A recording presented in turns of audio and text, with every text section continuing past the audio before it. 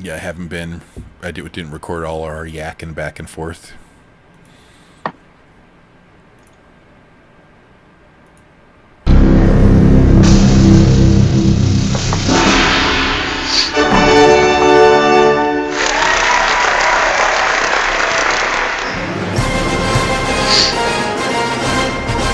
Oh, that was weird. Did you guys hear that? Yeah. It's like doubled. Alrighty, so Scotty is passed out. Yeah, we could Where's say Uncle? he passed out from lack of booze or something. Well, how about this? When we got him back to the cave, I did find some alcohol for him. There apparently, Uncle Justice had a case of whiskey or something, and Scotty got into it and drank and was too drunk to leave with us. That could be. That could be. To go out. But there's going to be some things that are going to happen here in the cave, though. Well, still, he got separated from us and went and drank, and then so he's just out of commission. He's just passed out somewhere. We'll say he's in the medical area because he drank so much. They're worried about him. I don't think... Is there an overdose from drinking? Yes. Yes, it can destroy your liver. You can drink yourself to death. Yeah. So let's say he's just over there. Alcohol poisoning is what the overdose from drinking is called. Gotcha. Scotchy is over in medical. There might be a technical term. Okay.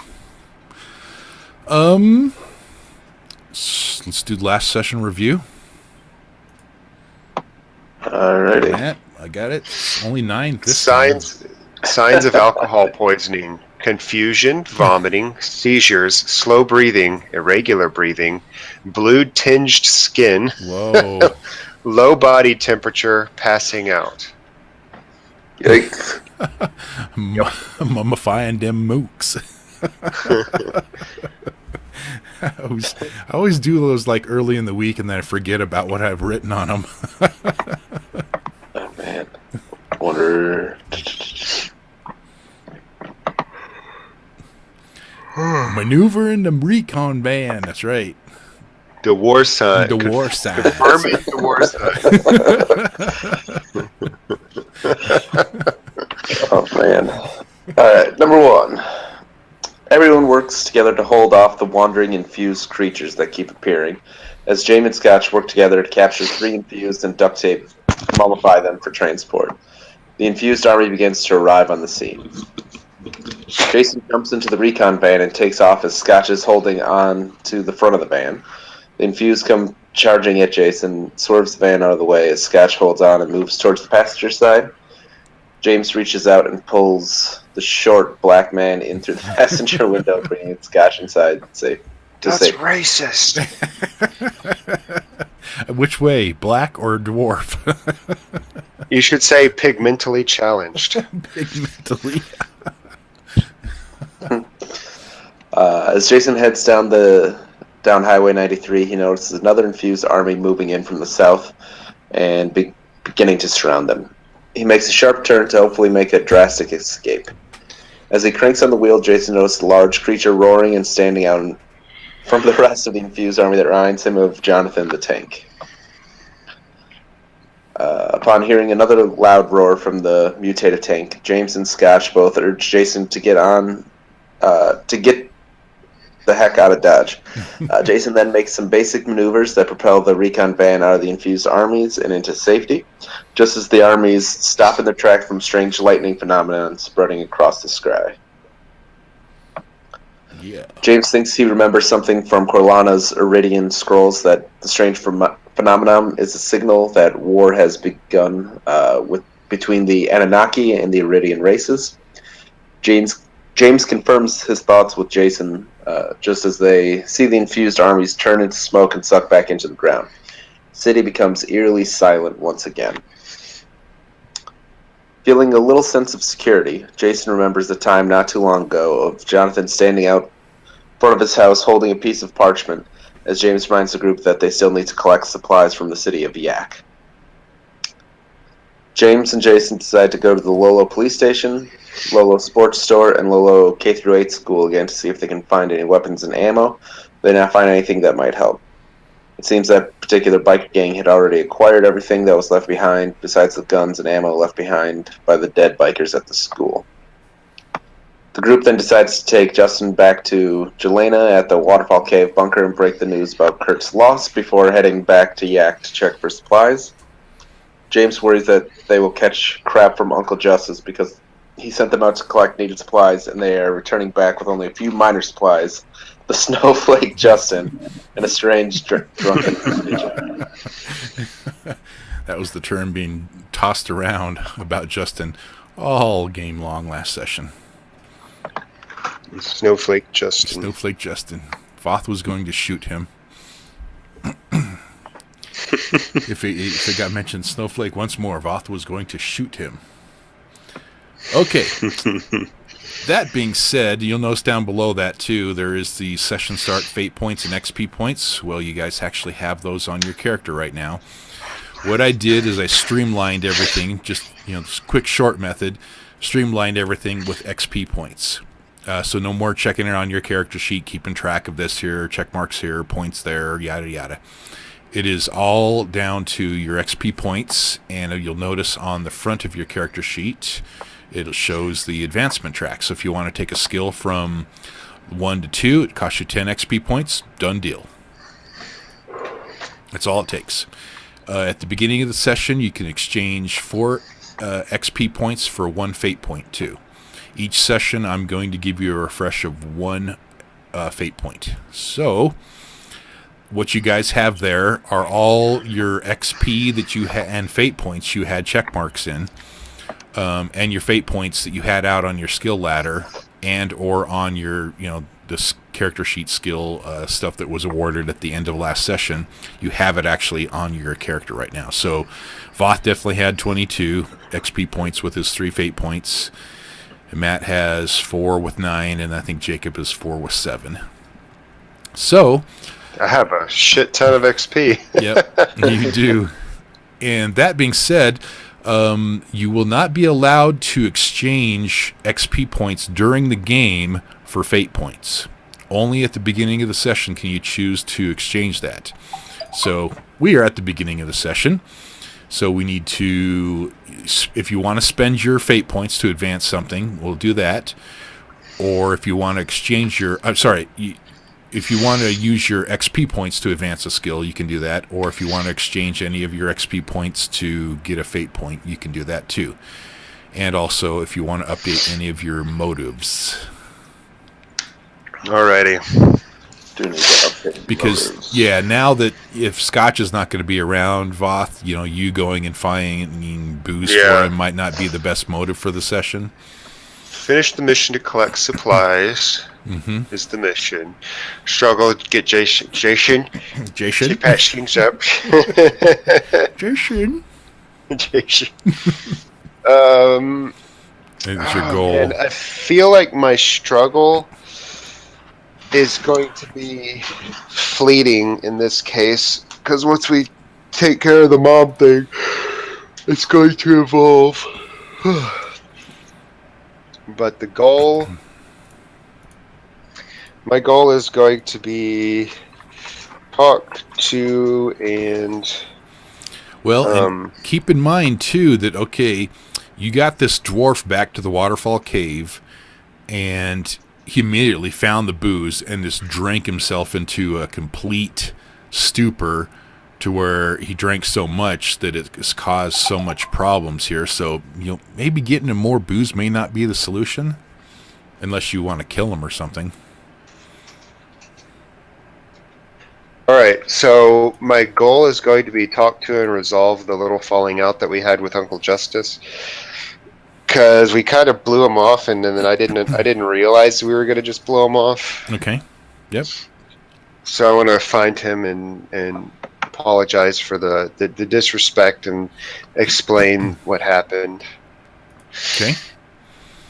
And the struggle's still going to be to get Jason to patch things up with Mom. Okay. And then the mission, I think, is still going to be to get supplies, because I don't know of anything else at this juncture. That should work. All right. Do you want to spend any XP for skills advancement or fate points? Yeah. You got 22 XP points. So I still have to obey the column thing, right? Yes. We're still going to keep the skill ladder in place there so that, you just don't take your 4th level skill and put it all the way up at 8th and there's a huge gap. Or something like that. Break the game, basically. All right. I know it's on the other page, but flipping back and forth is going to make me forget. What's it take to move a 0 to a 1? 0 to a 1 is 9 XP. 0 to a 1 is 9 XP. Jesus. And then everything just goes up from there. One more up. So 1 to a 2 is 10. 2 to a 3 is 11. Yada, yada.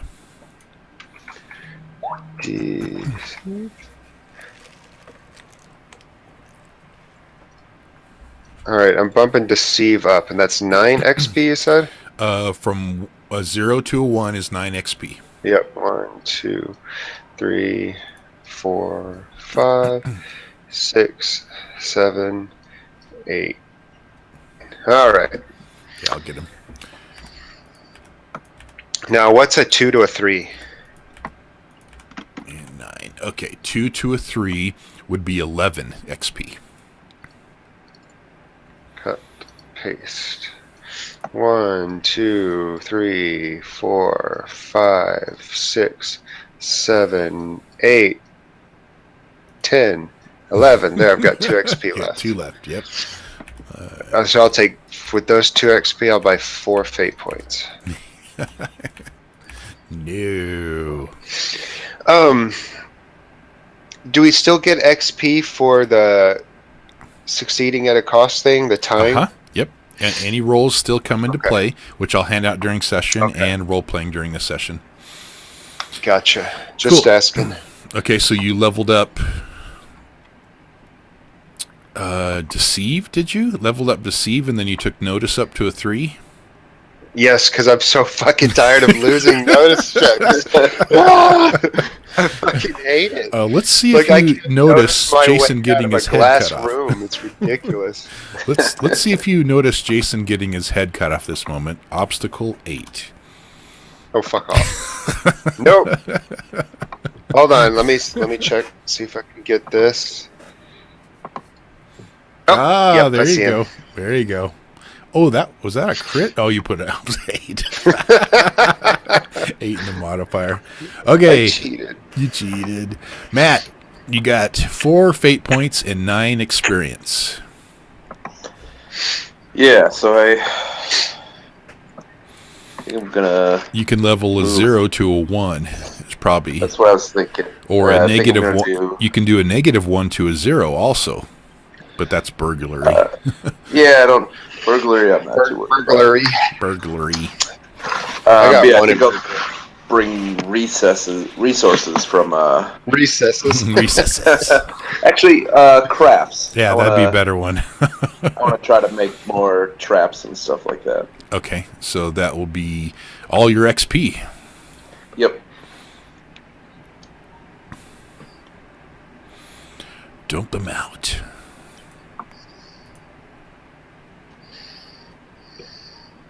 See, this just makes it so much more easier and streamlined. We don't got to worry, well, did you put a point over there or a point over there?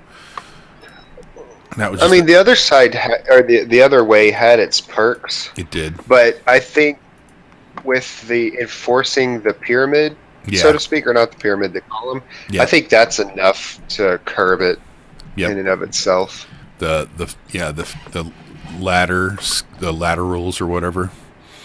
Yeah. Okay, so you're going to bring crafts up. I'll just do this here real quick for you. Yes. And then deceive and provoke. Let's put them all over cut and paste real quick. There you go. Crafts is up to a +1.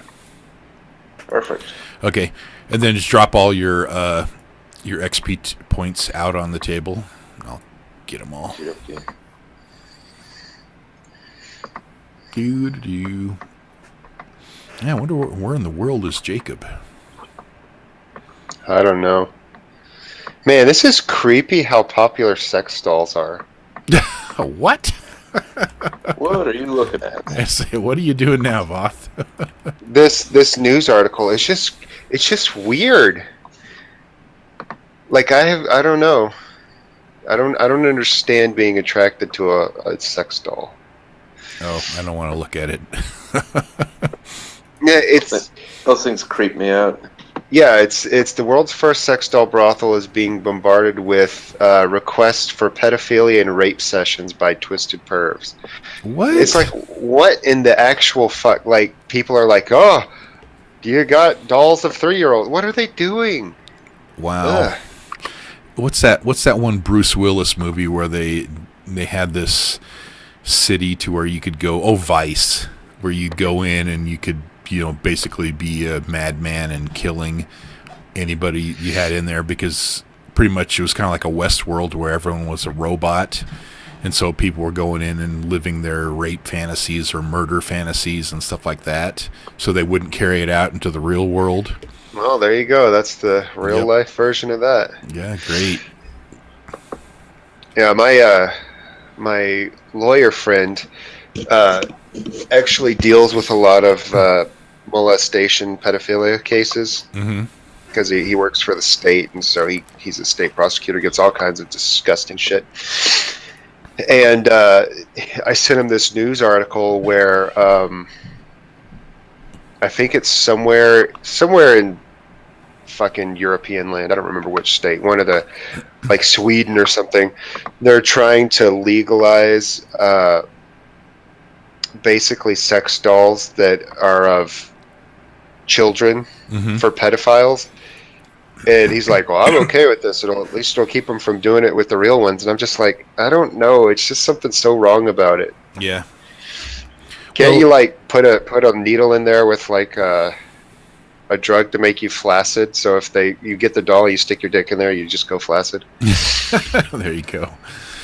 Now the whole thing is you know how they say things about springboard drugs, to where you start one drug that leads to the gateway drugs. Yeah, that you start one that leads to the other one. Well, this is just kind of like lessening it down, but it's still, it's gonna springboard to the other one, or gateway to the other one. That's the thing. That's the theory. It goes two ways. One of the theories are that you will get it out of your system on a doll, and then the other side of the theory is that it'll gateway to real children. And I don't know which one's true. I think they're both true. It depends on the individual. It's just, I don't know. It's just such a fucked up thought. Depends on the messed up head, and how messed up they are in the head, and the whole situation. Yeah. Words. Words. I don't know. It's just so fucking weird. It is. So as James and Jason come back to the Waterfall Cave, they notice that their house has been inundated with sex dolls. Oh, God. Justin's going crazy. Uncle Justice, what have you done? Okay. Matt, and you updated your motives, right? You still want kill them all for your mission, and then struggle is going to be, how can I protect my family? Yeah, instead of am I still part of the family, I feel a little bit of redemption after rescuing Justin. Justin, yeah. Definitely. Okay. And the ring. Yeah, and the ring. Yep. And then the previous goal was capture some of the infused. We did that, so now it's going to be learn more about Jonathan the Tank. Yep, what in the world is going on with that? Because I think he hates me. You think I hate him? No, Jonathan the Tank. Jonathan the Tank. I didn't do anything to him. He hates me for no reason whatsoever. He was pointing at somebody, but we don't know who he was pointing at. All right, so on the trip back to the Waterfall Cave, you guys were noticing that there was the lightning still in the sky, which was this one. Oh, yeah. was spread across all the skies. That's still going on. Okay. Then it means it's on. Yep. As you got back closer to the waterfall cave, you noticed this site was over the top of the boulder peaks. So it was like a smoke rising up from it with the lightning emanating out from there and then spreading it completely across all the skies. And we outran zombie bears. Yeah, you outran zombie bears now. No zombie bears. Yet. As soon as he said, you should go through Grizzly Peaks, I'm like, fuck, no, we're not. What's the shorter path? Grizzly Peaks. We're going the long way. Well, what could be worse than zombie bears? Zombie trannies? Zombie sex dolls. But that's just... There probably are zombie sex dolls. There's probably people out there. are. Oh, there probably are. Oh my gosh. Taking Don't go looking for things you don't want to see. That's right. Don't post it, Voth. I'm not Googling Anybody that will No, find it will be Voth. Okay. So you guys got... Jacob's punishment for missing the session. He has to Google everything we talk about. That's right. And report back. No. No report back. No report back. You keep that report to yourself. I think that's too harsh of a punishment anyway to have to go Google all that. Okay. As you guys are making your way back to the waterfall cave, you'll notice, the whole surroundings and the city and everything are just barren. So any cities that you've gone through would be barren, and there's no sign of any of the infused, because you are heading back first during the night, and I figure it would take you would probably arrive back at the waterfall cave during the day. But that travel at night was extremely uneventful. Probably not the worst thing in the world that we are not running into more armies of infused. Exactly. And so as you, unless there's anything that you wanted to do on your way back from Lolo to the waterfall cave. I think probably just stop at like the pharmacies and drug stores and raid them for whatever they have. Okay, to see what kind of supplies you could find. Yeah. And this is what we're doing on the way back to the cave? Yes. Yeah. Kind of just montaging back. Is there any sort of like a big warehouse? Like I'm trying to think. Do you have Sam's Club up there? Mm-hmm. We have is there like Costco in Chicago. Costco's a good one. Costco. Yeah. Yeah. Are there any? Yeah. And Sam's Club. We don't have Costco this far south, but I know what it is. Yep. So that style of store, is there like a big warehousing store? Right. Yes. Let's find out. Let us find out. Are you Googling it in real life? I'm going to say that there is a good chance that you may have it. So give me a resources roll, Voth. Can I do notice? Oh, wait. Hold on. I was going to update my resources, and then MJ was like, no, you should do crafts instead. Oh, that's right. Okay, hold on a second. Let's make that a resources overcome. Let's do it in a cumulative. Obstacle 3. Both of us roll? Both of you guys roll. You roll first. Okay. Oh, fuck my life. Oh, wow. 0. Okay. Yeah, you're having a hard time finding a Sam's Club or a Costco. Yeah. Very sad about that. And you're having a real hard time because they would have a lot of resources and usually a pharmacy in there. But on your path leading back to the waterfall cave, there's not one there. That main path. Do you want to deviate from that path? Okay. Or you just want to head back? I guess my question is, living here, would we know that there? Like, have we ever heard of our mom going there, or are we just pissing into the wind? Well, this is outside Lolo. Okay. Yeah. This is on the direct path back to the waterfall cave, which takes you up kind of into the the north. Do we go through west. another city? Yeah, Or is it that's just... what I'm saying. You were going through another city, but you're having a hard time. You can't seem to find a Costco or a Sam's Club. Okay. Well, then I would try to narrow our options, and at least if we come to like a major intersection, we'll turn down the major intersection, drive a little ways, and see if we come across a shopping center that would have a Costco in it. Okay. So you do want to deviate a little bit. Yeah. Okay. Because after all, that's part of my mission is to restock. Yep. So I'm like obsessing on like, oh man, I feel so bad about pissing on Uncle Justice's plans. We got to do something. Okay. Perfect. That's like the main reason we went out. Anyways. Right. Okay. Go ahead and make some more resources rolls. Let's do that against still that standing obstacle 3 because you guys made a 0 on the last one. Jesus Christ. Would you like to fate point it? No. No, we're just going to stand at 1. Okay. Let's say you find a Sam's Club, but it's destroyed and burnt to the ground. Fucking bikers.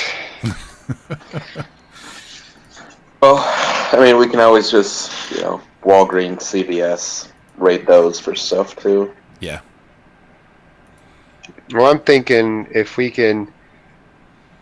How about a liquor store? Do I see a liquor store around? Yes, absolutely. This is where we lose Scotty.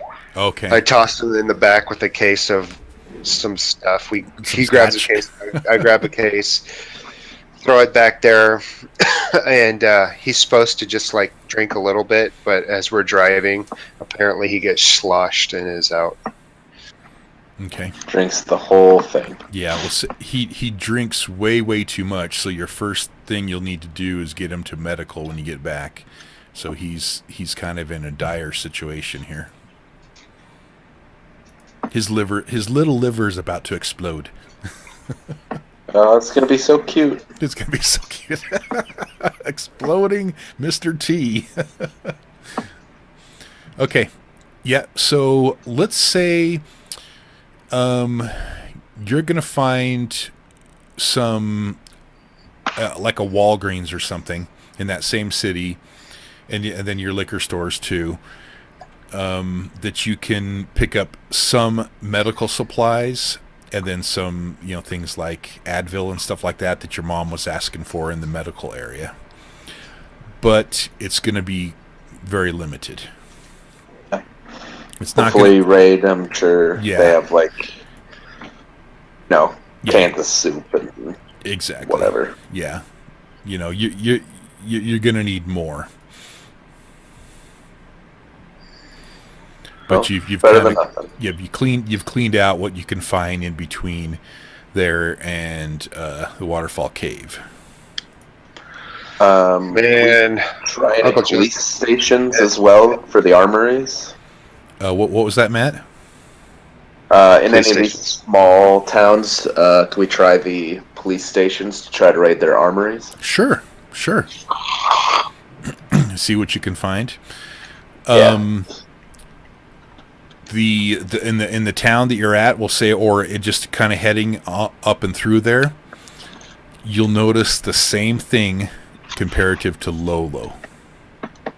Fucking bikers, man. Yep. You see the same cigarette butts. So it seems like, well, you guys can ask the questions. seems like Well, people who wanna smoke steal guns. People who smoke and are gay bikers steal guns.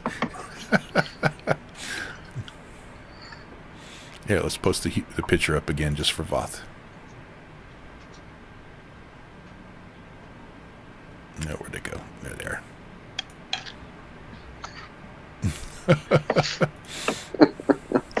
That's so ridiculous. YMCA. Okay. So yeah, you're having still troubles finding any sort of weapons or anything. I know who did it. That's right. Waterworld. The smokers. The smokers. Smokers. On their big ship.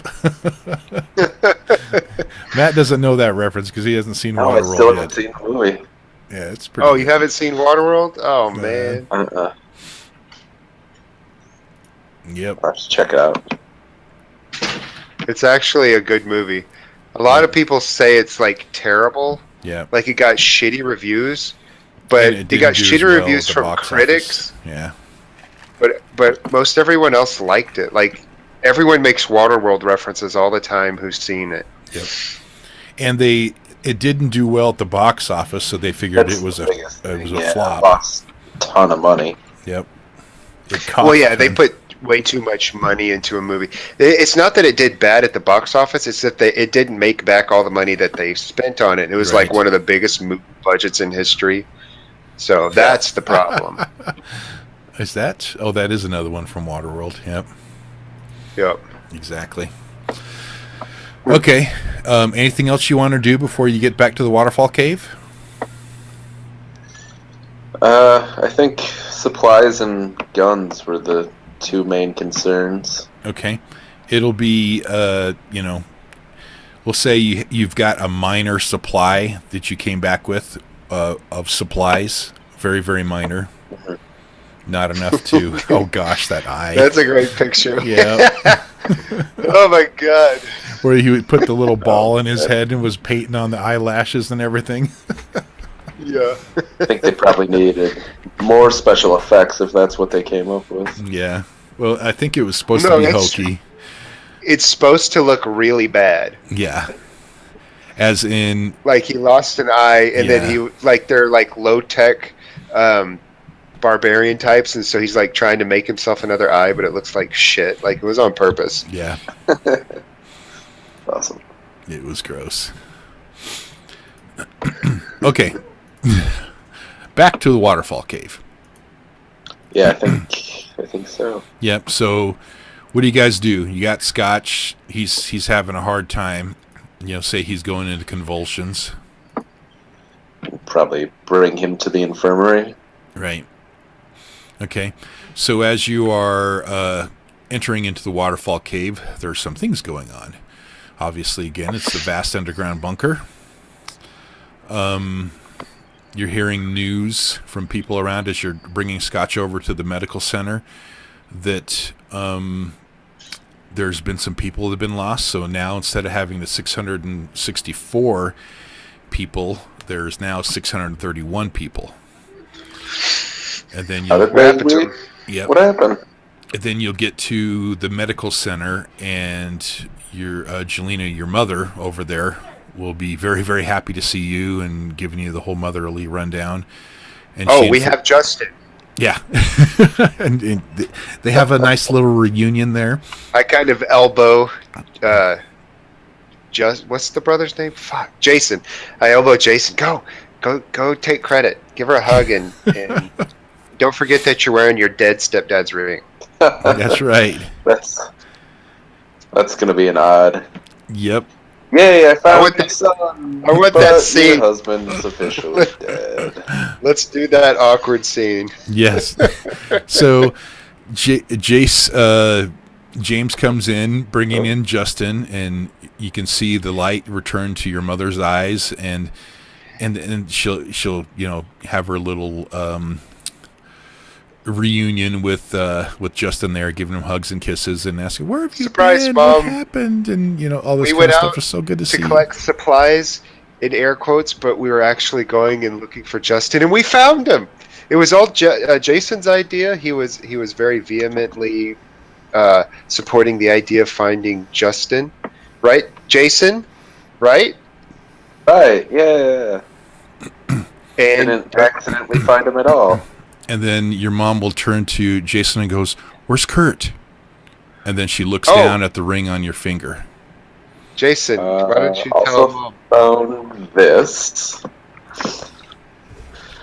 We wanted to, try to find any signs of him and maybe track him down and see if we could rescue him. And unfortunately, we found this at our old house. I'll take off the ring and give it to her. And she'll take the ring and she kind of holds it in her hand and she looks at it and she gets a big smile across her face and she's like, "So Kurt's still alive. He would never leave his ring anywhere. I know it." No, we pulled it off a chart. He did. He did. Jolene, your mom will look up at you and she goes, "I know he's not. I can feel it. I know he's not." So somebody stole his ring and put it on the thief's hand and burned it? We pulled it off charred flesh, Mom. Yeah, it was on a skeleton. Jason then hears a voice in his head. Oh, God. "Yeah, I'm not dead." No, yell really loud. "You are too dead! It's on your body!" Do you yell that out? Loud? I just kind of whistle and look off to the side. And Jelena will go says, "Who's dead? No, Kurt's not dead." And she takes the ring and she starts pushing it back to Jason, saying, "Take this. I want you to take this. I want you to wear it. And when you find Kurt, I want you to give it back to him. I know he's still alive. You need to go find him. He's probably still out there somewhere. We just need to find him." Mom, you're getting super creepy. He's Mom, dead. He's gone, Mom. He's gone. And she just shakes her head like, "No, I know he's still alive. He's still alive." And Jason hears, "Yeah, I'm still alive." New struggle. Convince Mom Kurt's dead. Right? All right, we're going to have to go get a skull so he can point to his dental work. Mm-hmm. Oh, man. This is going to turn into like a weird Hamlet-like thing. So she puts the ring back in Jason's hand. What does Jason do? I'll put the ring back on, but it's weird. And then your mother will lunge forward and give you a big hug. I will hug her back and say, I back out of the room. Even though I don't believe it, I'll say, we'll keep looking for Kurt, Mom. I give Jason a look. I knew I could trust you. I knew it the whole time. Look at James and shrug my shoulders, like, what? I don't know what to do. And she's like saying things to you. "It's so good to have you back." Good to be back, I guess. And she'll pull away from you and turn down and she'll grab your hand with the ring on it. And she goes, "Okay, now just make sure you find him. Whenever you're going out again, you need to search for him. I know he's there. He's got to be around there somewhere. Where did you find Justin at?" We found him at the school. He was We rescued him from some rapist bikers. Yeah, you might want to talk to him. He might be a little messed up. Okay. Give him some antibiotics. He might have gonorrhea. She turns to you. "Did you guys find anything while you were out?" We found a little short MMA fighter.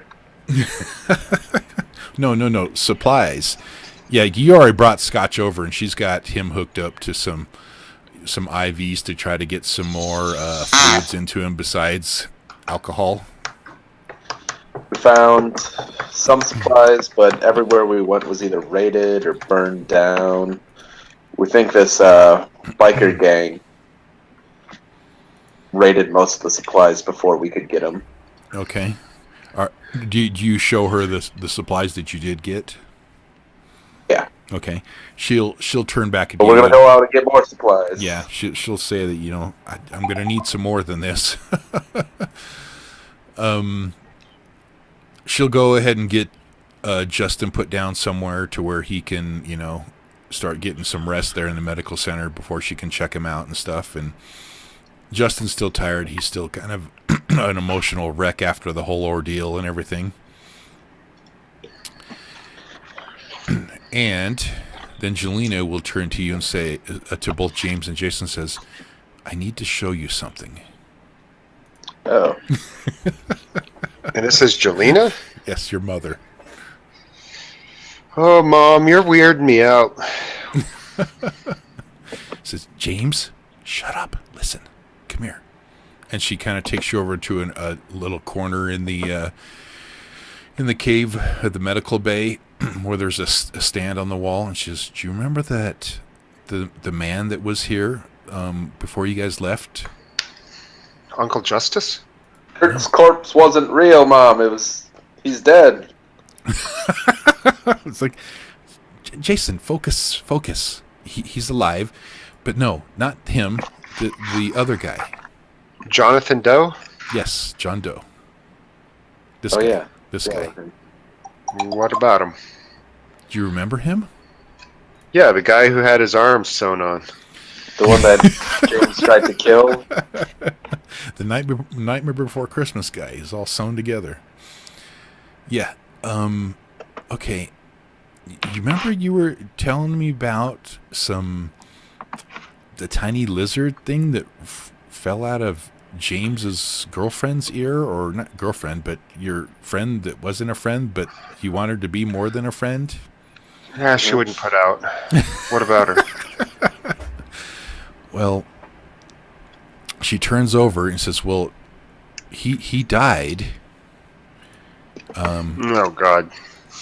And then she turns over and she points to a jar sitting on the shelf.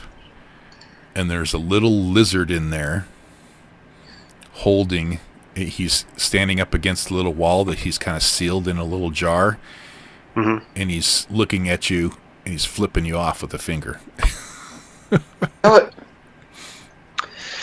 I turned to Jason. I said, I think we need to interrogate this lizard.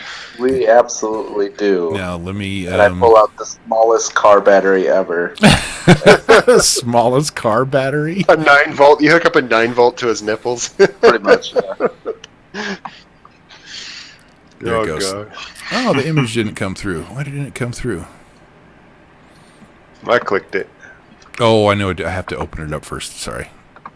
Oh, you've shown us this picture before. Yeah, that's the size of these things. That's why I did it wrong. It needed to be this URL. Man, those things are... So I pick up the jar and I say, hey, Chuck, you mind if I call you Chuck? Of course not. We need to have a little talk. And I motion for Jason to follow me, and we're going to go back to the home area. Well, and I'll be like, thanks, Mom. Before you can, she's going to stop you and says, what are you doing? Why are you taking it? He says, I need to talk to her. That thing came out of the man's ear, and it just kind of like fell out of his ear and flopped to the ground. Well, I picked it up and I put it in the jar, and then a day later it came to life. He was just pretending to be dead. What is it? It's an alien. I said, how is that? And she kind of looks at you with a confused look on her face, says, that's a lizard. It's not an alien. No. It's an alien. She kind of turns to James for some support in this matter. Like, is Jason losing it again? That's Mom, a lizard.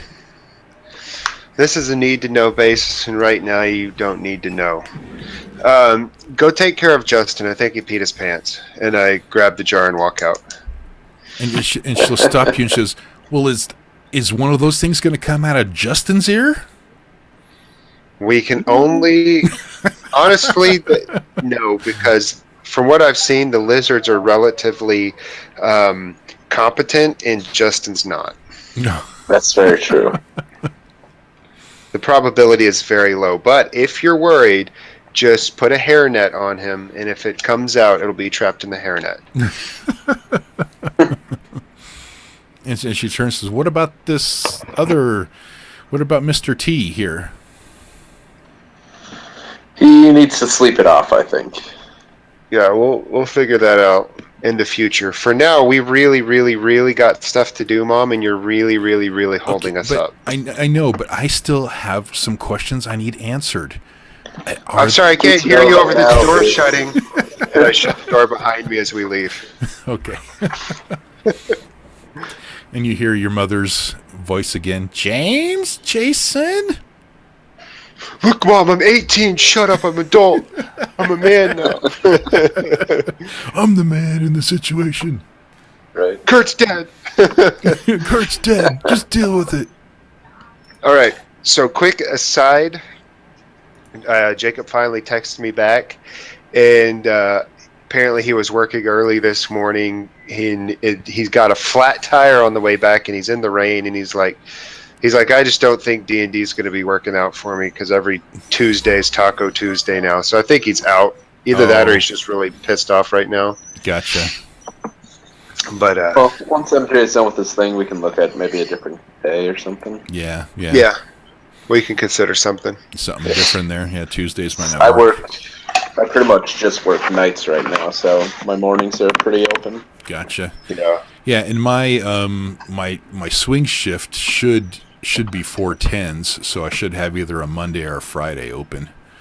But it's depending on how much production is going on or whatnot, but we'll figure it out. Yeah. We'll figure it out in a month. Yeah. Yep. Okay.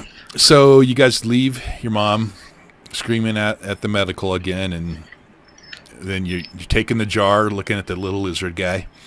And where do you want to head back?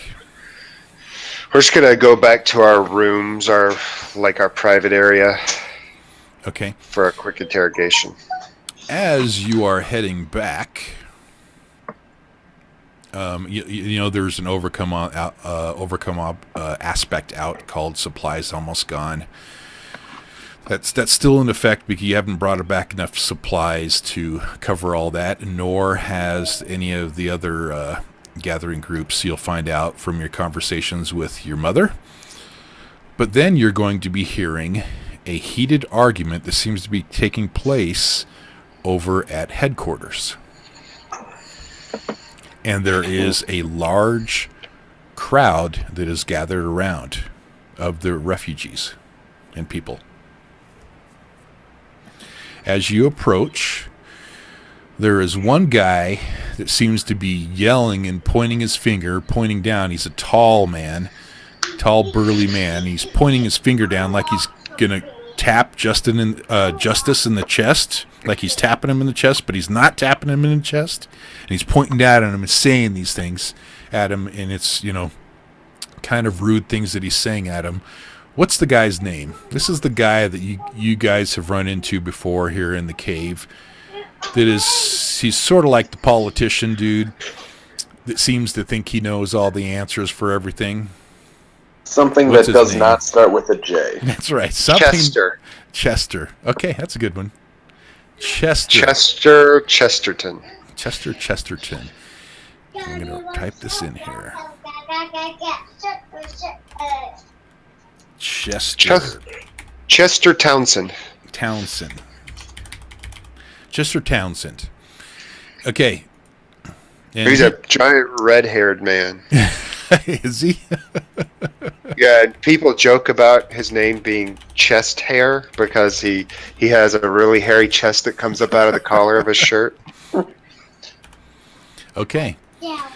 And he seems to be getting in the face of Uncle Justice. And as you approach closer, he's saying things like, "You're not able to take care of this. You're not running this right. I'm thinking it's time that we had a vote to see who's going to be in charge of this place here. Because you are not handling the situation here. We are running out of food. We've had 32 people that have been killed within the last week, and you've done nothing about it." I duck back around the corner and I hold the jar up to my face and I say, "If I put you in that man's head, will you answer all our questions?" He kind of, the little lizard jumps around, head swirls around a couple times, and stands up on the jar again, gives you the finger. That's European for yes. I know, I've been reading through their book. I want to walk out to Chester and say, "So 32 people have died, huh? You want to be 33? And then Chester will stop and kind of turn back. He's like, "And look, the prodigal sons return." And you kind of hear the whole crowd of people murmuring and stuff like that. So it's almost like Chester has stirred up the people to get the blame for everything put upon Justice and yourself. For all the misery that they're experiencing right now is going upon you guys and Uncle Justice. I interject and I say, "Hey, dumbass, we're his nephews." Yep. Nephews. We prefer the term prodigal nephew. Prodigal nephews. Well, it's kind of like the prodigal son returning from, his... I know. I'm just being a jerk. I know. And you'll notice that there are people that are in this crowd that they are armed. I stand up on an old steel drum that's there that once probably had diesel in it or something. And I say, "What is y'all's problem? What is it? Do you think that this hirsute loudmouth can do better than Uncle Justice?" And all the people just start screaming and spitting out all these things of all the problems that are going on and things going, "My daughter's sick and they don't have anything to get her well. No, I can't go to the bathroom all the time because there's always somebody else going over here. I'm hungry and I want steaks and food." And you get all this people just yelling at all these other stupid, complainy things. Look.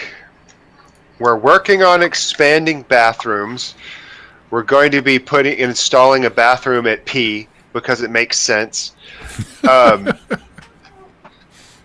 As far as food, we are doing what we can. I don't see you guys volunteering for the hunting detail. I don't see any of you going out and looking for supplies. You know what? You're useless eaters. You're all just sitting around here doing nothing. So until you come with a solution, you can fuck straight off.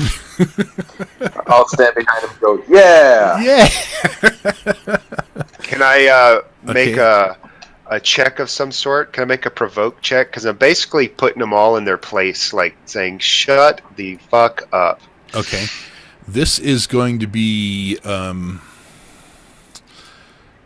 so you're going to try to use provoke to basically chill them out, right? Yeah, and I want to weave in some rapport too, because I also said, look, we're working on expanding the bathrooms. We know that's a problem, and for all you people nitpicking over the food, you're not helping, and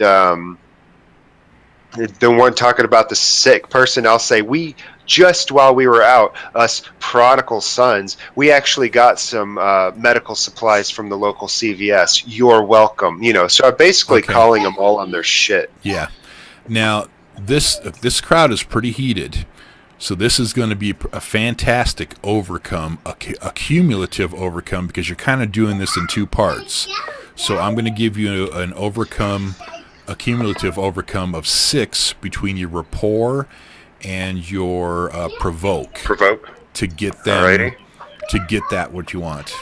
Provoke, and I'm going to use Silver-Tongued Bastard. Is that what it is? What? Devil? I don't remember.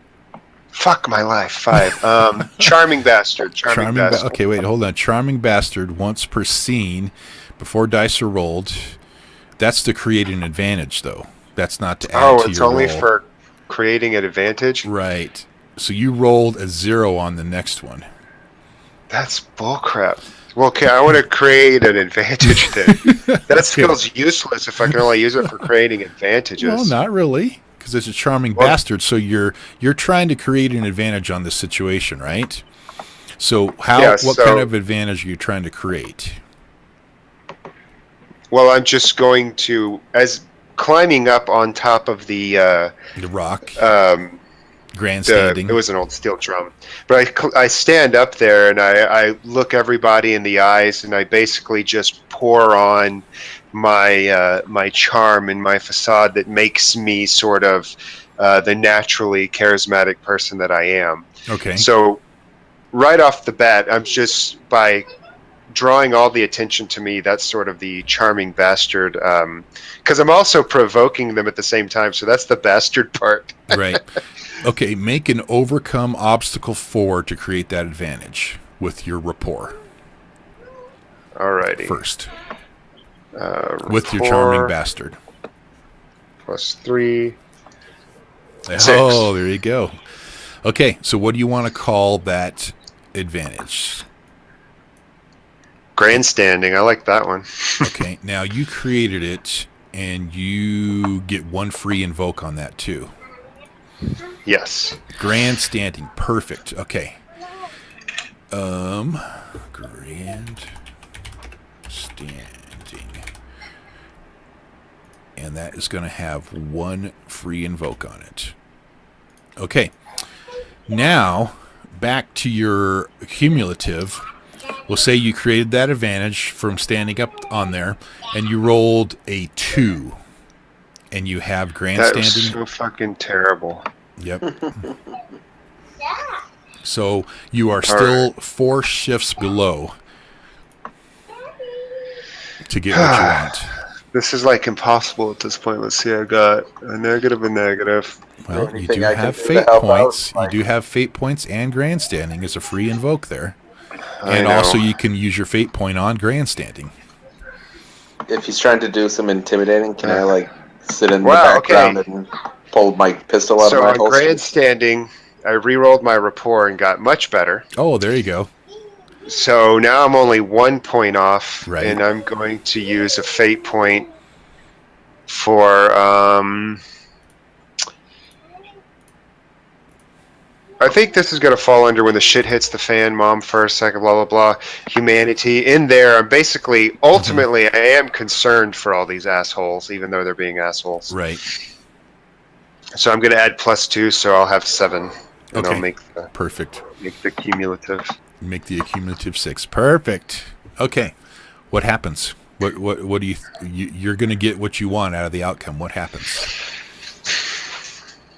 Well, ultimately, as I begin swaying them to my side, at the same time, I'll start weaving in phrases that undermine Chester. And I'll be like, look at Chester. He's always coming with the complaints and never comes with a solution. All he does is complain. Is this who you want in charge? Someone who's going to be the crybaby in chief? Is this what you want leading? And I heard he molested Chihuahua, so, No, I'll leave the Chihuahua part out. But there you go. I'll basically just say, it's like, look, this guy would be complainer in chief. He's not the problem solver. He's just the whiner. At least Uncle Justice gets things done, and I've never once seen him complain about anything. He actually eats less rations than almost anyone else because he puts the people first. And Chester wants steaks. He's putting himself first. Fuck this guy. Okay. Yeah. You are now entering into a debate with Chester. I rip his chest hair off. Because Chester is going to be start coming back, say, well, now you guys know because you're the people that come to me and told me everything that you're feeling, and now I'm the one that's standing up for you and coming back to these guys who seem to be our leaders in this whole waterfall bunker, but we need to stick together. And so he's fighting back, trying to make a positive connection with the other people. So we're going to do a roll-off of rapport against each other. And his has been eating double portions. And he is going to be coming at you. Oh, he makes a really, really bad. But I don't want to use rapport. I literally want to attack it. I'm going to come with provoke, and I'm going to say, okay. And what has Chester done for you other than stir up shit? Okay. Go ahead and make your Okay, so that's 2 shifts. He's let me write this down.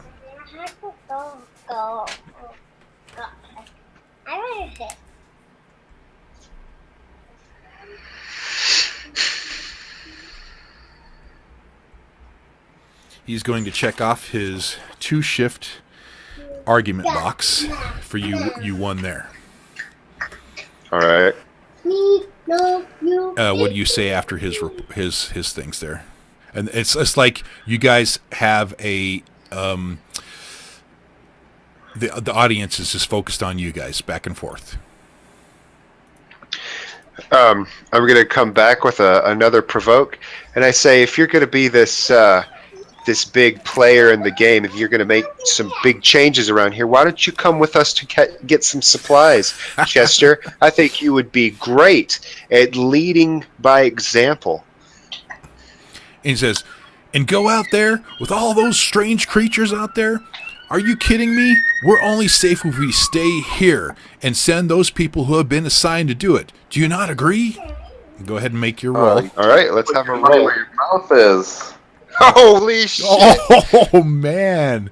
That's a +3. Awesome.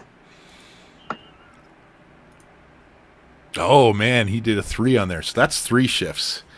Voth is like killing this argument. The people are just kind of getting behind him now, kind of looking at Chester. I'm a master debater. You're a masturbator. Debater. Master debater. Master debater. Okay. Someone needs a sex doll. That's right. So you can kind of see Chester's starting to get flustered because he knows he can feel that he's losing the support of the crowd. And they're now kind of started coming towards James and says, Remember what you said. Remember the things you told me. These people are the cause of our problem. And I'm offering Chester the ability to be the solution, but he wants to turn us down and hide in the cave and complain. Ha! Oh, that's going to take him out. Okay. Like Wait, where is it?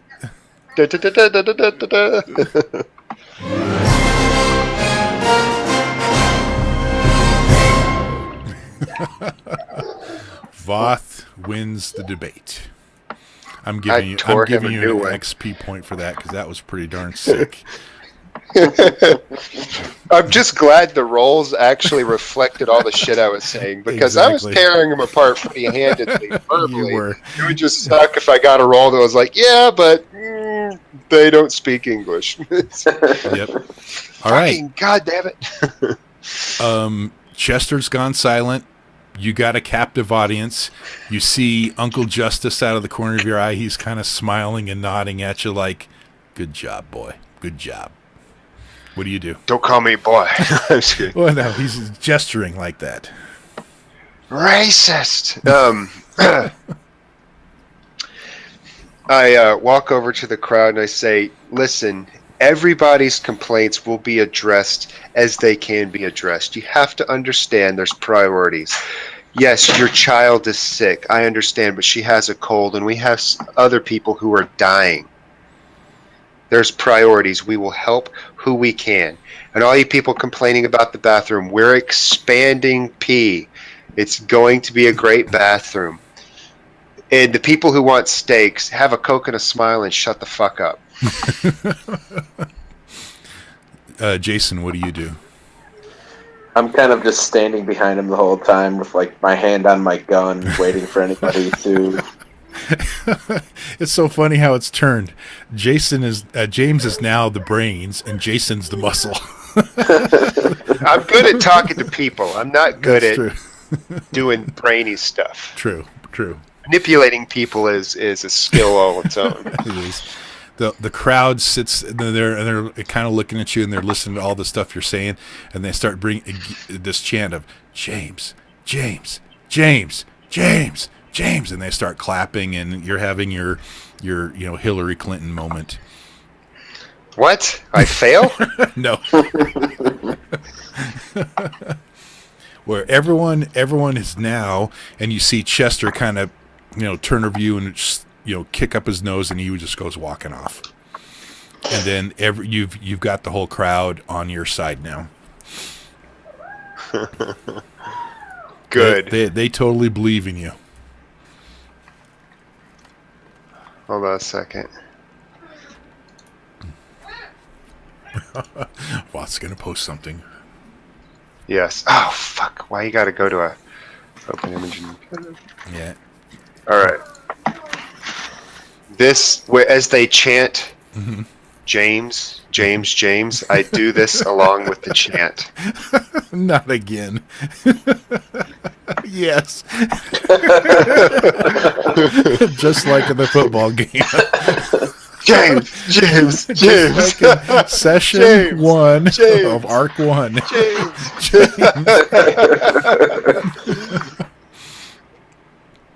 Yep. Okay. At that second, James, you're going to notice Nurse Stacy's sister is kind of standing there. She's not one of the ones that's chanting, though. She's not as pretty as her sister. And she kind of is just standing there. Her? Huh? Because she's just kind of standing there looking at you, and you see a tear that kind of trickles down her face as you're doing the pelvis pump.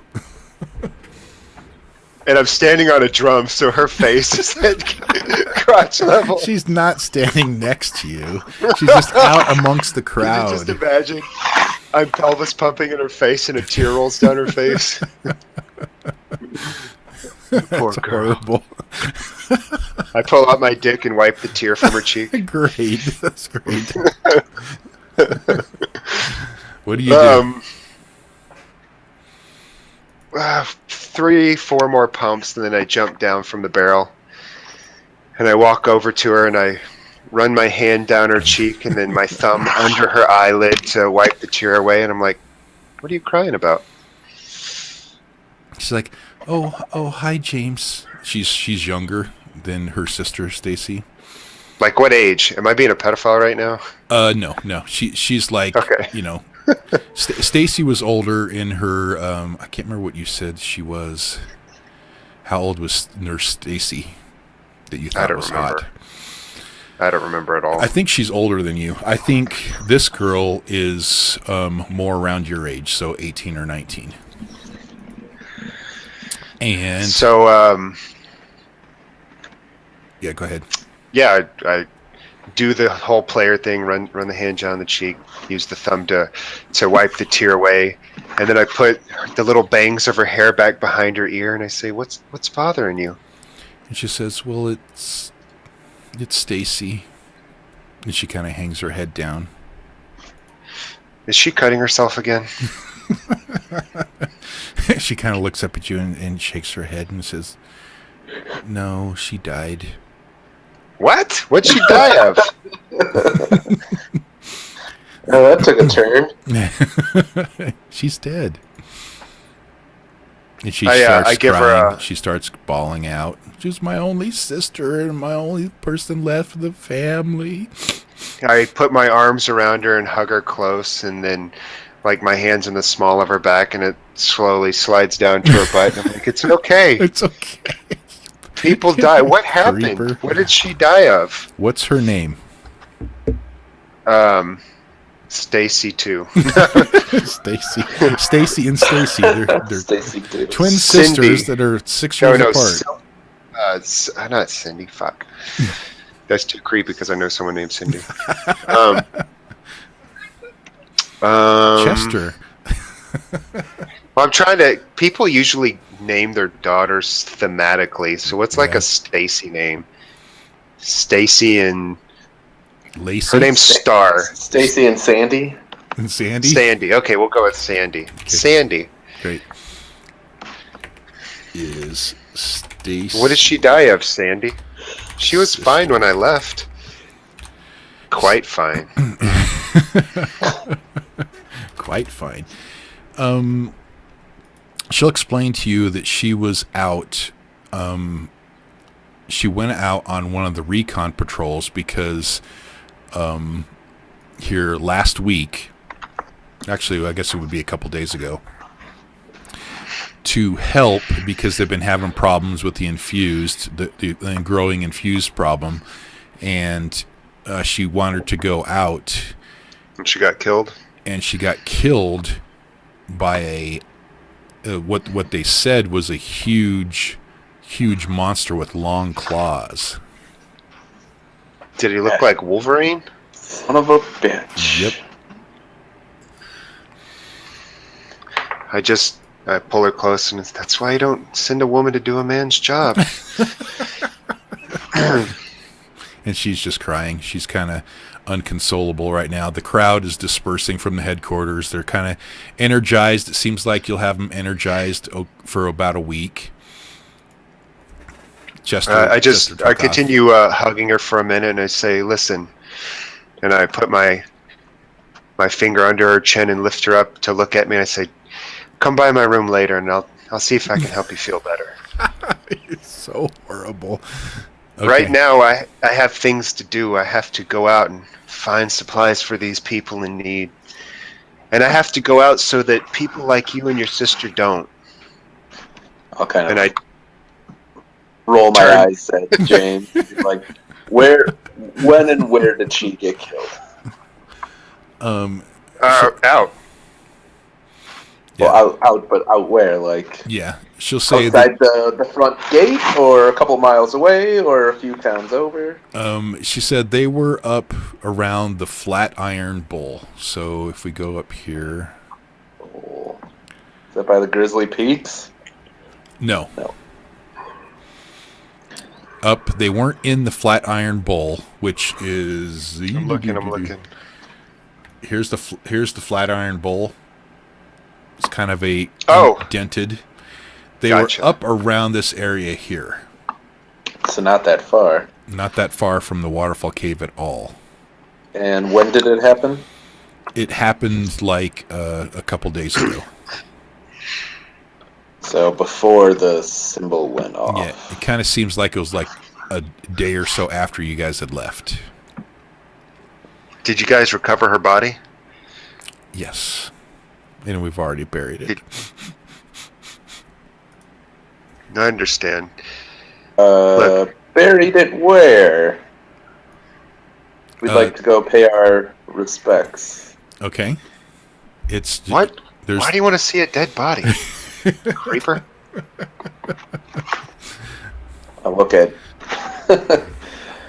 I'll turn and look at James like, you fucking idiot.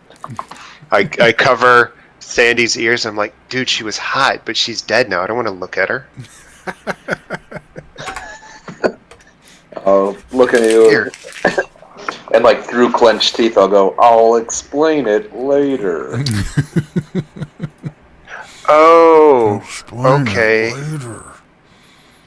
And I take Sandy by the hand, and I walk her over to my area, and I set her down. And I say, you'll be safe here. You can sleep in my bed. I'll be back later. Here's my video games and the book I keep. And over here is if you get hungry, and I'll be back, okay? Mm-hmm. Just at that moment, Dee will appear as the crowd kind of disperses. You kind of see Dee standing there, and she's looking at Jason. I nudge Jason towards her. And she's like, so, I guess he is pretty good at doing that kind of stuff, because these people were pretty pissed, Jason. Yeah, he's an asshole, all right. He can bully people to do whatever he wants. Right. Typical James. Typical. She'll be like, well, are you staying the night or are you going out? Not sure yet. I think probably be heading out pretty soon, but there's a couple things we have to check on before we leave. Okay. It's just like, I've done some more reading from those scrolls, from Corlana scrolls. What'd you find? Nothing too much, just kind of signs that this lightning that's going around means that there's a war on. We had talked about the Iridian people, and it seems to be that they are the guardians of the Earth. That's their job, is they're here to protect the Earth and the inhabitants upon it. At least that's the way I'm understanding it. But they kill people by going into their ear. Yeah, I don't know how much I trust those. We thankfully have one captured that we're going to... I'm still holding it in my hand, He's by the holding way. it in your hand. Talk to. I hold it up. Yeah, Chuck. We're going to get some information out of you, like, Chuck. Why did you take that out of the medical area? We have some research. Because I have hands and I can carry it. Okay. And she's like, are you sure that really is an Iridian? It just looks like a tiny lizard. I could go out and find a couple like that just around the area here in the Sanctuary Vale. You know what? My mom actually had something to ask you. She's back in the medical area. And I turn and walk away. Okay. D is such a fucking buzzkill. D's going to grab Sandy from you and kind of pull her over to her. And then she'll say, I'll take care of her. And she says, Jason, if you're around tonight, let's sit down and let's talk some more and go over some of this stuff. Sounds good. Will you start looking into how the Iridians and the Anunnaki wage war? Are there any notes on... We know war's coming. We don't know... It looks like they wage war by taking over human bodies. Yeah, but are there going to be like spaceships? Are there going to be... They come from underground. Somebody came from somewhere. They're going to have dirt submarines, not spaceships. Dirt submarines. It's like, I haven't found that, but maybe if we could get together, we could kind of, decipher and do it ourselves, do it together. I mean, do it, help each other. Okay, D. You go start reading. I'll be back. Okay, so she's going to take Sandy from James to alleviate the poor girl and take her back to the house, to your guys' home there with the flag. Where the flag is showing. So she can kind of take care of her a little bit. And so she'll head over there. What do you guys do? Uncle Justice is kind of standing there looking at you guys, smiling. He turns and says, I could have handled that, but I do have to say, boy, that was pretty impressive. Thanks, Uncle Jay. I felt really bad about... I felt like we ditched you. I didn't mean to. But then we didn't come back, and we were supposed to talk, and we'll get supplies. But we did find Justin. I mean, that's worth something, right? Oh, you found the little Peckerwood. Yeah, for Mom. We gave him to Mom already. What about your stepfather, Kurt? He's dead. We're pretty sure he's dead, and I point to the ring on Jason's finger. And Mom's lost it. She's making him wear the ring and say we're going to find Dad, but we pulled that ring off a charred skeleton, so I'm pretty sure Kurt's dead. Okay. Well, what is this whole story about you bringing back some midget? Some Negro midget? Whoa. This is Uncle Justice. We're just using colored people, okay? Colored people. People of color. Well, some black midget, you said. What's the deal with that? He's a person of color, and he's height challenged. We're trying to keep it PC. Back we when found I was him, in the bush, and- boy, let me tell you a story. Back when I was in the bush, those brothers were my brothers. We were arm in arm deep in that stuff. And we didn't have any problem calling anybody names because we were still all brothers. We're not in Vietnam anymore. We're not in Vietnam, Jason? What do you call this? This is another shitstorm just like that. We call this Montana. Look, okay, I'm just saying, nowadays, people get fidgety if you use... Everyone's really weird about words. Apparently, words are more powerful than guns nowadays. And speech is violence. Well, I don't taper my speech because I am who I am. By the way, too, that is not what the Iridian race looks like. And he points at the jar. He says, that is not what they look like. I was explained to me, listening to the Coast to Coast, that they are completely different than that. They are human size. They stand up as tall as we are. As lizards or as humans? As lizards. They got lizards, and they got lizard tongues. And he kind of sticks his tongue out, kind of making like a snake flickering thing with his tongue. And it's kind of really awkward and weird. So you think we should just shoot this thing then? Yeah, go let it outside. Go put it outside. That's just a lizard. It's a little tiny... This is an Iridian. We've seen a few of these controlling humans, taking over the Who taught him to plains. flip us off? You just kind of see the lizard in there and it's not doing anything. He says, boy, you been drinking? There is no lizards that flip people off. Well, if it's just a lizard, let us keep it as a pet then. Okay, that's fine. Yeah, fine. But whatever. also, it's an alien. You want to keep your pet? That's fine. The problem being is we need to get some supplies, and what's taking so long? I sent you to go to Yak, and then you left all quick without even talk to me, and you didn't take the people that I had planned for you to go with. Yeah, we're going to collect all the people you're going to send with us, and we're going to go to Yak, just like you asked. Like I said previously, we had a plan to go find Justin, and we didn't ask permission because it's easier to ask forgiveness. I didn't think you'd let us go, honestly. Okay. We're gonna head to Yak tonight, though. You gonna go out tonight with all those things around? See, here's the thing. They're not really around anymore, kind of. What? We just had them. War has started. We just had them 1 day ago before all this strange lightning has come out and about, and they've been getting closer and closer every day to finding us at the Waterfall Cave. So we have to send people out all the time to defend the cave against them, so they don't find us in the cave. Because if they find us in the cave, we're done. We're history.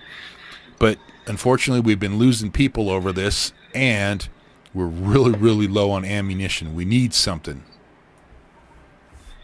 Well, so are you telling us we can't go out and we need to go out, at the same time? I'm telling you need to go out. Well, then we're going to go out. I know. You need to do what I say. I know you're Mr. Charisma over there, James, but you need to do what I say. We need to get this done. We need more rifles. We need more ammunition. We need more food. We need more supplies. We need more gasoline. The generators are running low. You know what's going to happen to this place if those generators go out? Well, we have a lot of fat people here. We can try to make candles out of them. We could eat them. Let's just make the Matrix in the bunker. We got, what's his name? Chester. Big useless ass. Yeah, Chester, he's a problem, but he is what he is, and he is a human, and it's what we're fighting for, right? Sure would be a shame if something happened to him. Jason. We're actually taking him out on the next supply run. And it should be a shame if something happened to him. Every human counts at this time in life. Every human counts. Exactly. That's why it would be a shame if something happened to him. We're in agreement, Uncle Justice. We're all on the same page. Yeah. And I wink. You really, really want Chester to come out with you. You really, really want to deal with that. Absolutely. I think it would rectify his problem with us not getting the job done. When it's the old saying, when you walk a mile in someone else's shoes, so to speak, I think he needs to get off his fat, red, hairy ass and do something. Yeah, we just want to talk to him, that's all. No, we really do just want to talk to him. Don't listen to Jason. We're not killing him, Jason. I said it'd be a shame if something happened to him. We're teaching him a lesson, and also, if we get him out of here, he won't be here to stir up trouble. He'll be with us. Yep. If we leave him here, he's just going to stir up more trouble. He's a troublemaker. You do bring up a good point. That does make sense. But on top of that, I can't be the one to go tell him that he needs to go with you guys. So you're going to have to go over and convince him. That's fine, but we got to get that contagion out of here. What? Look at James and say, "You still have that duct tape?" Yeah, no, I was going to swing by Mom's little facility there and get some more of that tranquilizer. There we go. What did you guys do with the 3 captured mooks? Oh, they're duct taped in the back of the thing. We just didn't tell anyone. We're going to go off.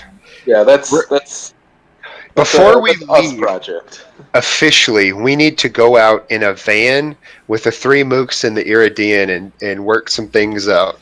I know. You have the van, the recon van back there, and you still have the mooks in there. Yeah. Well, I want to drive to where Stacy was buried. Okay, there's just they'll say they just made like a little grave site out and away a little bit to the, let's say it's over towards the Turner Mountains across the way. They made like a little grave area over there so it's not closer to the cave, and they buried the people over there. All right, we want to take the van with the 3 mooks and the Iridian, and we're going to drive over there to do whatever it is he wants to do, because James has no clue what Jason is about. Well, and then we're going to do the test and interrogate the Iridian. Okay. All in one spot. So, you're going to do it over there in the mountains or whatever. Okay. And then we're going to bury him after all the killing. Okay, perfect. Just at that time, you'll see one of the other patrol guys that is from the place here that usually he's a part of another recon patrol or whatever, and he's one of the security dudes around the place. And he's a real good guy. He's someone who's positive towards you guys, and he walks up and says, "Nice speech, James." What's his name? Yeah, you're a real good guy. You're a good guy. His name's Guy? We call him, his name is Guy Goodman. Guy Goodman. That's perfect. Guy Goodman. Guy shows up and says, "Good speech, James. Thanks, Guy. Way to shut them all up." You're a good man. Oh, God. And he comes over and says, he talks to Justin and says, "Yeah, it's not getting any better. We've already had 2 pass away. It's getting bad." And Uncle Justin's like, "Well, we're going to need to set up some sort of quarantine then, because we can't have this getting out of hand." Sounds good.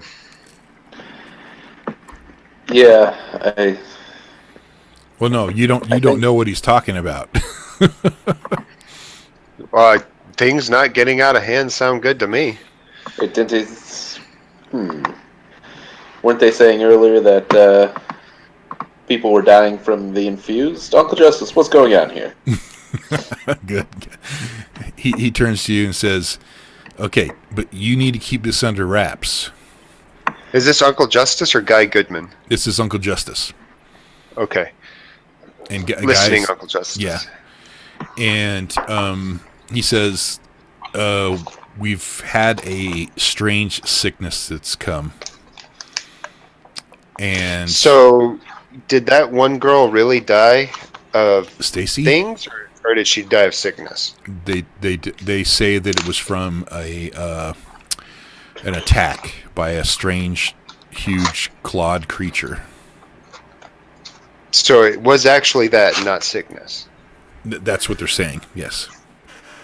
You don't know for sure. But well, I think that's probably true because we saw the strange clawed creature out there, so they won't just be making that up. And Guy turns to you and says, "Well, if you saw the creature, how are you still alive?" I'm a really good driver. I'm a really good driver. No one's going to believe that, Jason. We just ran away. Yeah, that's true. Oh, okay. So Uncle Justice is going to say, no, we've had 2 people die from a strange illness that we don't know. We don't talk about this outside of headquarters or outside of the medical center, but there's some people in there right now that have this illness, and 2 have passed away, and we have about another 6 that are sick with it right now. Can you explain the symptoms? It starts off like a common cold, and then it turns into flu-like symptoms, but then there is some sort of mucus that is producing within the side of the lungs, and they pass away from drowning. It's not like it's like pneumonia, but except for the mucus is green in color, and it's very odd because it solidifies their blood. That's not good. Yes. Well, we are living in the wilderness. Well, are you sure it's just not people getting sick from it could living be in a cave? I don't know. That's why we're trying to quarantine it, and we're just watching for signs, but it just happens so rapidly.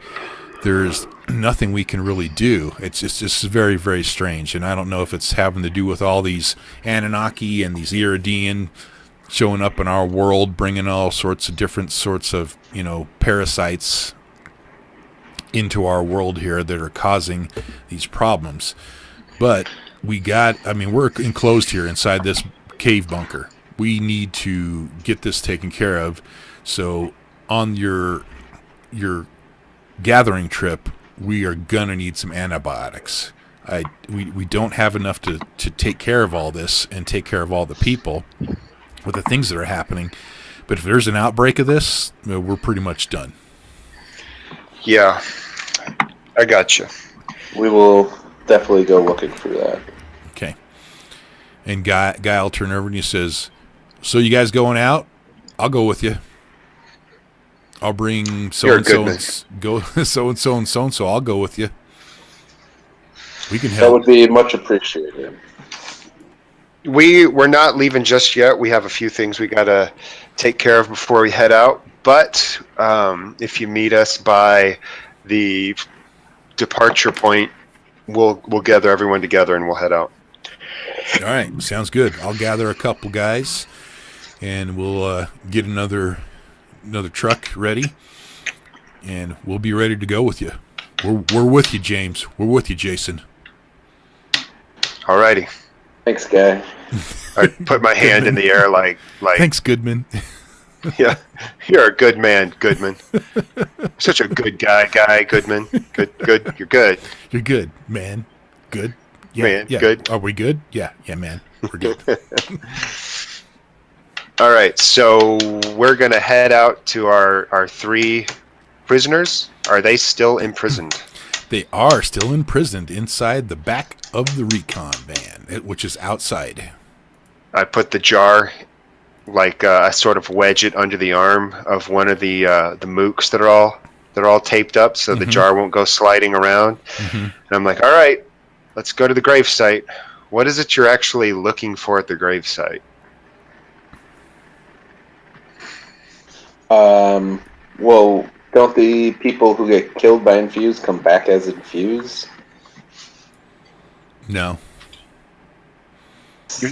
You're thinking about zombies. Yeah, you're thinking about zombies. Yeah. Sorry, you never know. You guys role play it out. Well, let's dig her up and see if she was really mauled by this big clawed monster or if she died of the sickness. Can't we just ask Uncle Justice that? Do we really have to dig up a body? Yeah, I was really more thinking that people got killed by infused, came back as infused. Okay, so you just want to retcon that we didn't go over here? Yeah, that's... Oh, you don't want to go over to the well, you had to go out to the van to check on the Well, we'll go to the burial site just so that we can bury the infused bodies, because they won't go to dust, so we'll just bury them there. We're just gonna hold them here for a while. Yeah, we're just gonna drive over to the grave site, and that's where we're gonna do our testing. Okay, okay. So you go over to the grave site, you see all the little makeshift headstones for everything, and you see one that says Hot Nurse Nancy, or Hot Nurse Stacy. We're gonna set the little Iridian in his jar so he can see. We're gonna tie the 3 mooks to 3 separate trees and undo their face masks or their face tape so that they could speak. And I'll turn to Jason and I'll be like, "You have the floor." Okay, now describe to me exactly how because you mummified them pretty well to keep them without moving and stuff like that, right? So when you say you're going to undo them, explain exactly how you're going to undo them. Just their face and their eyes so they can see and hear us and speak to us. The rest of them is going to be tied to the tree. Like, we're not undoing that whole mummification. Okay. As you undo the tape across their eyes and everything, they look up at the skies with the lightning going across, and all 3 of them dissipate. Well, the first one was because you're going to do this one at a time, or are you both doing it at the same time? One at a time. We have to do it one at a time. Okay. Yeah, so the first one, you pull off the tape from his eyes. He looks up in the sky and dissipates the smoke and sucks back in the ground through the tape. What the fuck? Okay, we could keep the other one's eyes closed and just open his mouth. Okay. We got to take it back inside because they have to be able to see. Yeah. Yeah, it's you take the tape off its mouth and it's just going zombie, kind of like zombie talk. There's nothing coherent to what they're saying at all. I don't know if your plan's going to work. Well, if not, we'll just kill him. Well, you could test your bullets, I guess. Yeah. We just test the bullets. All right, describe to me how you're going to test your bullets. We kind of tested the bullets out in real life action, and they seem to work already. Yeah, you were noticing as you were shooting along that. Well, sorry, you guys keep going. I'm not going to share. We can use it for intimidation for the lizard. Oh yeah, pull out the lizard. You're intimidating a little lizard. Yeah, we've got the lizard there, so he could see. And we're like, test the bullets. Let's see how they work. All right. Well, now the information I will share to you is that, James, you noticed that the people you shot, especially that tank, remember you shot the tank that was in front of the, was it a tank? Or was it a boomer? Yeah, there was a tank out there. Yeah. Well, there was a boomer, too. Yeah. But when James and Scotch were dealing with the tank out in front, there was, you came up behind him and just shot him right in the head. Well, he dropped to the ground and then turned back into human form, and the smoke dissipated up when you shot him. So anybody you've been shooting with your warded bullets they've been doing that. So they've been dying and leaving a corpse instead of... Exactly. Leaving a human corpse, shot in the head or wherever you shot him. But that was just the last one where you were running from the army, shooting people and shooting things. But like when you shot the propane tank that blew up a whole bunch of them, they sucked back into the ground. Yeah, they normally died. Yeah. Okay. We kind of do need... How do you want to do it? Kind of do need one of these guys to be able to see, so I can intimidate the other one. And well, we got the eye. We're going to take them someplace where they can't see the sky. So within a I don't know, cave entrance or under a canopy of trees or somewhere where they can't see the sky properly. We're going to have them face each other. Let them know that they're both infused. and then start asking one of them for info about where the main base is, what the plans are for attacking. Okay, but now are you going to pull the... No, you're talking about you're going to try to talk to the Iridian thing? No, we're talking to one of the infused that's facing the other infused. So they both know they're infused. Okay. And we're going to start questioning them. Do either of them show any signs of answering? No. Grumbles and growls. Did you take the tape off their eyes? Only in a place where they couldn't see the sky. Oh, then you're facing them in a direction where they can't see the sky. How are you going to keep them from looking up? Well, we took them into a cave or something where they can't see the sky, period. Okay. So somewhere inside by the different cave somewhere. Okay, perfect. So you find a cave in there. Yep, they can't see the sky. They can't see the sky. We face them. We start questioning them. Okay. On the location or the purpose of why are they here? Okay, you're not going to be able to get any sort of answers from them at all. They cannot communicate while in this form. I think we're going to have to wait till morning. You do notice they seem to be communicating some sort of like telepathically between themselves in this form.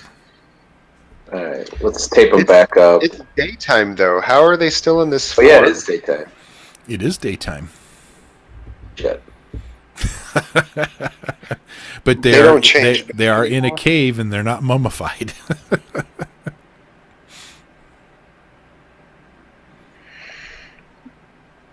Well, should we shoot one of them?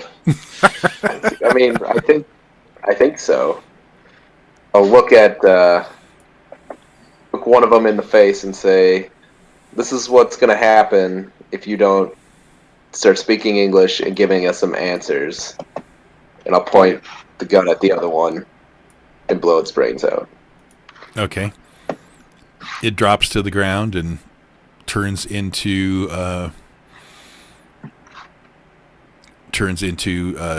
human again, and smoke rises up into the air. I'll look at Chuck the Lizard and say, "You're next too. Don't think we forgot about you." Chuck the Lizard. And you see him, he's like in his little jar, and he's making like clapping gestures with his little two appendages. And we're gonna basically tie the other one up in this cave and keep it alive and see if it returns. Does it speak to us in any way or show any like? No. It looks like it wants to kill you. Well, I look like I want to kill it. It's true. So you both are staring at each other like you want to kill it. But it seems to have no other recollection or thought at all that you're perceiving besides, release me from the tape so I can kill you. I look into the glass jar at Chuck and I say, if we put you in his ear, can you learn information from him? And he kind of shakes his head no. And then he Can you not speak? He points one finger. Well, he shakes his head no to, can you not speak? He says, yes, I cannot speak. and then he points one finger at the infused, and then uses the other hand and makes kind of the signal of his, across the neck, the little appendage, his finger across the neck, meaning kill it. You just want me to kill it? And he nods and says, yes. Look at him and say, why don't we kill you?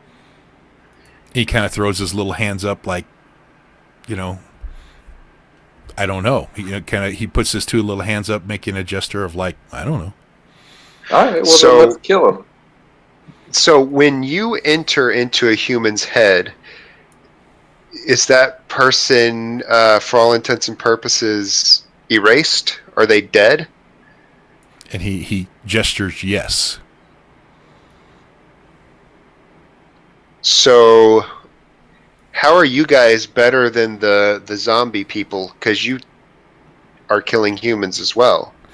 He points down towards the ground. Smash him on the ground, I think is what he's asking me to do.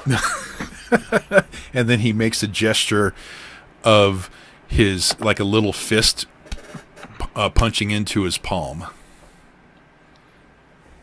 Oh, you want to fight us? Is that what's happening? If I were to put you he slaps himself on the head and kind of shakes his head like... If I were to put you inside of a dog, would you be able to talk? He shakes his head, no. Why not? He just looks at you like... I think we have to ask yes or no questions. He turns his back to you, and he's like looking the other direction. And he just goes back down to his four, lizard appendages and kind of turns his back on you. Look, I know of this lady who taught her German Shepherd to talk once. It would be like, Mama, Mama. So I think if we put the Iridian inside of a Chihuahua, we could get it to talk. He doesn't turn around. Do you know how to read and write? He turns over, looks over at Jameson, and shakes his head, yes. Can we get a little mini pen and paper and drop it into this jar? Oh my god. Well, he can't read and write as a lizard, though. Oh my god. He's got no way of holding something to write with. You're going to have to play charades. I turn to Jason and I say, Chester's a problem. Yeah, I've got a solution for that, though. Yeah, but we could kill two birds with one stone. We need to get information out of this Iridian, and Chester's causing a problem. If we put the Iridian in Chester, we could get answers out of the Iridian and no more bullshit out of Chester, unless... Alright, let's do that, but let's wait till we get out away from the cave. Well, yeah, obviously. Also, let's cover Chester's this guy's... fat and old, it's not like the Iridian's going to outrun us in Chester's body. No. That's very true. Alright, I think that's what we gotta do. Okay, what do you guys want to do? Alright.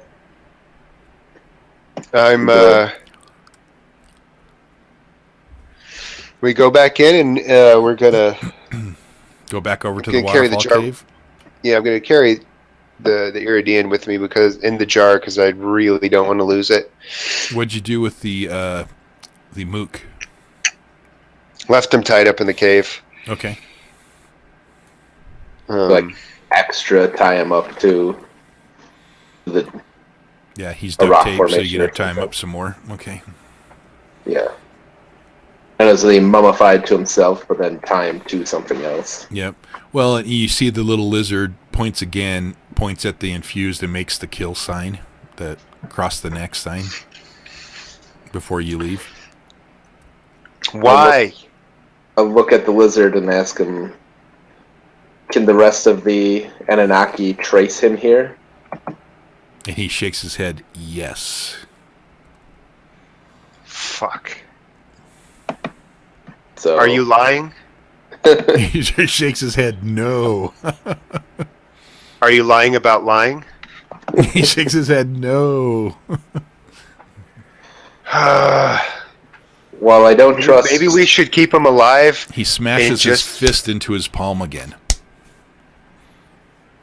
Yeah. That doesn't mean shit. Guy. You want to drive it to... Yeah, we gotta take it somewhere. Yeah, let's drive it to... Fuck, what's the name of that place? Yak? Let's drive it to Yak and tie it up in Yak, and then the Inyanaki can wipe the place out, and then we can come in and loot it. There you go. Okay. Either that, or we could tie the wheel up and put the brick on the gas pedal and just have it drive really far away. What do you guys want to do? God, this is a tough one. I think we got to get this thing out of here. I think if we leave it here... I would say just kill it, but to a certain degree, they've already, at the very least, got a direction. So if it goes to here and dies, and they lose connection here, they're still going to come here. So I think we need to move it away from here. Yeah, I think so, too. Oh, and Uncle Justice is going to be so pissed we're ditching him again. And I feel bad about ditching Goodman, but we've got to go. We really can't fuck around. No, let's tell him that we're leaving right now. Okay, your grandstanding overcome aspect is gone, too. Yeah. You know what? We can tell him we found this thing when we were out in the woods right now, and that we need to get it away from here. Yeah. If we're going to go in, I'm just going to go grab Chester real quick. Yeah, grab Chester, grab Goodman. There'll be Chester. Oh, Chester's the other. You have to convince Chester. I'll convince him. Okay. We kidnap Chester. We pull up. You run nab in. him. I looked at Jason. I say, Jason, you go explain everything to Uncle Justice. I'm going to go grab Chester. Let's go. Sounds good. You head over to the section where Chester's at. What do you do? I say, Chester, look. We haven't seen eye to eye in the past, and I understand that, and I respect your position, and I want you to have a larger say in the things going forward so that you can help shape this colony to be its best. So would you please accompany me so that we can discuss some things? What the heck is... What's going to make you think that I'm going to believe anything you say after what you just did to me? Because I haven't lied. Because none of it was a lie. It was all truth. Well, what all those people, me? Were they telling me lies too when the stuff they were saying? I didn't say any of them were lying. I said I agreed that it was all truth, and I simply say you should address the problem instead of complain about it. So I'm giving you an option to address a problem so that you can gain notoriety among the people and no longer be this outcast who's sitting here in a corner drinking by himself. Look at you. You're pathetic. Now get up and come on. It says, and you think, little boy, that all I've been doing is sitting around here just not addressing any problems for these people. Because that's definitely what your uncle's been doing and what you've been going out, playing superhero. It hasn't been taking care of the people here. Nobody has. But me. And then you just come in, grandstanding, just telling them all the stuff they want to hear, and it doesn't do anything good for anybody. Did I lose you, Voth? You're muted. Matt, you there? It's like everybody's gone. Hello? Nope, video call went down.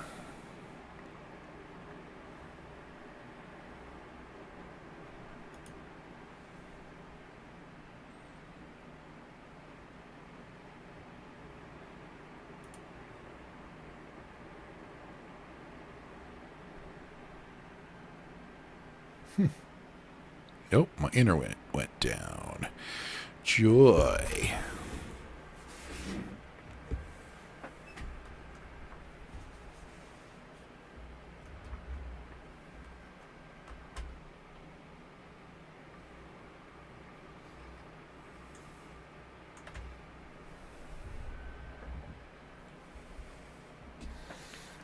Technical difficulties. That would be the internet going down for a moment or two.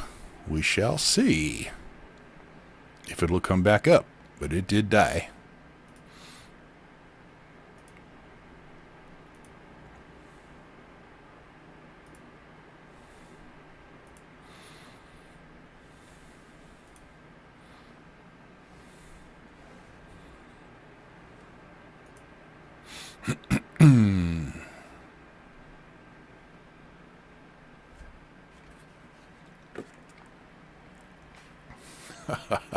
Matt turns and types pistol whip.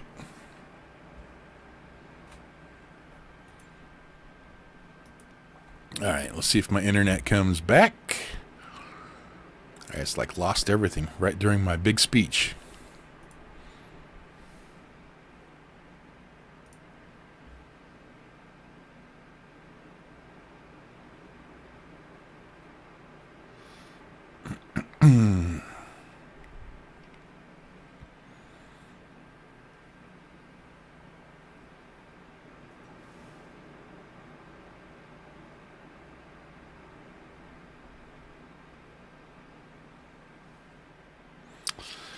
Still nothing.